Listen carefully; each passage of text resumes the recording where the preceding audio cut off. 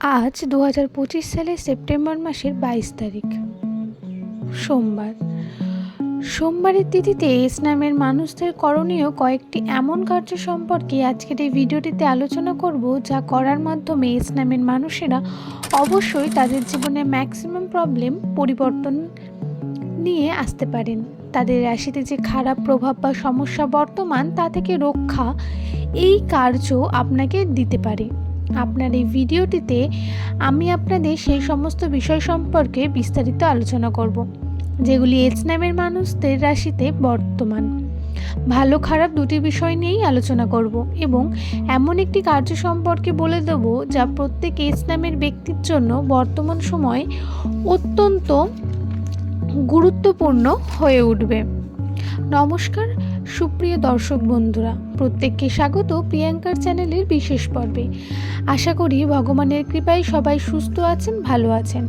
আজকের এই ভিডিওটি প্রত্যেক এস নামের ব্যক্তির জন্য গুরুত্বপূর্ণ, সুতরাং ভিডিওটি প্রিয়জন বা পরিচিত যাদের নামের প্রথম লেটার এস দিয়ে শুরু, তাদের সাথে ভিডিওটি শেয়ার করে দেবেন, যাতে তারাও এই সম্পর্কে বিভিন্ন তথ্যগুলি জানতে পারে। সেপ্টেম্বরের 21 তারিখ থেকে 22 তারিখ পর্যন্ত রাতে ঘুমোতে যাওয়ার আগে আপনি যদি ভিডিওটি দেখে থাকেন, তাহলে সেটি আপনার জন্য অবশ্যই কার্যকরী হবে। করতে হবে আপনাকে খুবই সিম্পল একটা কাজ। আমি আপনাদের জটিল কোনো বিষয় সম্বন্ধে বলবই না, তবে সর্বপ্রথম ভাগ্যচক্র বা রাশি এ সম্পর্কে কি বলছে সে নিয়ে জেনে নেওয়া যাক। নামের প্রথম অক্ষর যদি দন্তেশ্ব বা তালব্য স দিয়ে শুরু হয়, তাহলে জ্যোতিষশাস্ত্র অনুসারে সেই সমস্ত মানুষদের ভাগ্যচক্র অত্যন্ত পরিবর্তনশীল। বর্তমান চন্দ্রের অবস্থা অত্যন্ত চঞ্চল। এস নামের মানুষদের বর্তমানে শুক্রের অবস্থাও খুব একটা স্ট্রং নয়, যার কারণে খরচার পরিমাণ বৃদ্ধি পাবে। বৃহস্পতির দুর্বলতার জন্য আপনার সেভিংস করা টাকাও সেটিরও প্রয়োজনে। কিন্তু বাড়ি গাড়ি করার বিশেষ সম্ভাবনা চান, তাহলে অবশ্যই নিজের বাড়ি গাড়িতে ইনভেস্ট করতে পারেন। এটি অবশ্য শুভ হবে।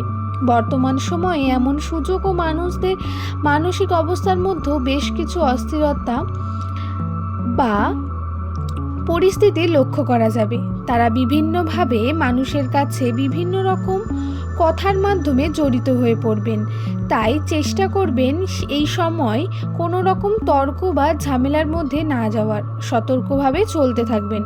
দর্শক বন্ধুরা, এস নামের মানুষদের চন্দ্রের অবস্থার কারণে মানসিকভাবে তীব্র প্রভাবও পড়বে প্রচণ্ড। এক মুহূর্তে মনে হবে যে সমস্ত কিছুই ঠিক আছে, আবার অপর মুহূর্তে মনে হবে যে কিছুই যেন ঠিক নেই বা ঠিক হচ্ছে না। আপনি স্যাটিসফাই হতে পারবেন না কোনো একটি পার্টিকুলার বিষয় নিয়ে। ইতিমধ্যেই দেবীপক্ষের শুভ সূচনা ঘটে গেছে, তাই নিজের ওপর বিশ্বাস রেখে সমস্ত কাজে আপনি এগোবেন। মা যে মর্তে এসেছে, তা নিশ্চয়ই কিছু ভালো কাজ করার জন্যই এসছে। প্রত্যেকবার তিনি এসেই কিছু না কিছু শুভ জিনিস ঘটায়, তাই মায়ের ওপর বিশ্বাস রেখে আপনারা এগিয়ে যান। আশা করছি আপনাদের পথে কোনো বাধা বিপত্তি আসবে না। ওপরওয়ালা সব কিছু দেখে নেবেন। আজ এইটুকুই, দেখা হবে খুব শীঘ্রই নতুন একটা ভিডিও নিয়ে। আপনারা কমেন্টে অবশ্যই আপনাদের নামটা জানিয়ে যাবেন। কোনো প্রশ্ন থাকলে সেটাও জানাবেন।